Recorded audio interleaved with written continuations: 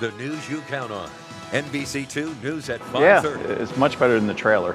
So we couldn't wait for the main building to reopen. Awesome. And it looks really good inside. After nearly 2 years since Hurricane Ian, the Fort Myers Beach Post Office is finally open. NBC2's Kennedy Mason is out there tonight, marking another milestone in the island's recovery. People continue walking into this trailer hoping to get their mail. Then I direct them to these doors. They come in to find a brand new renovated post office that's open for business.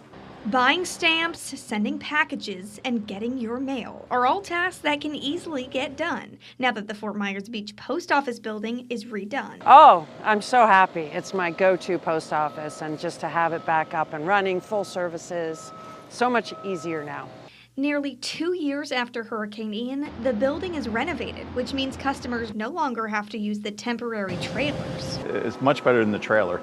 So we couldn't wait for the main building to reopen. John Fleming is glad to see the vital service back up and running, and so is Leanna Allen. Everybody's so nice. I used to live on the beach, so it was my go-to post office. And even though I have some closer to my house, I prefer this one. Donnie Long with Bates Flags and flagpoles watched customers drop off their mail all day. A lot of them still tried walking into the trailer to drop off their mail. The $1 billion question. Are they open? Are they open? Are they open? And yes, they're open, and a lot of people are really happy. Along with the renovated inside, Long put a new flagpole up outside of it. Out with the old and in with the new.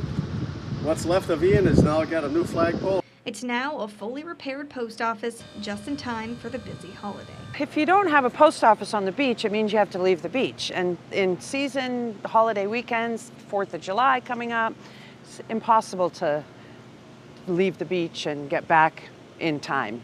Local from Fort Myers Beach, Kennedy Mason, NBC2.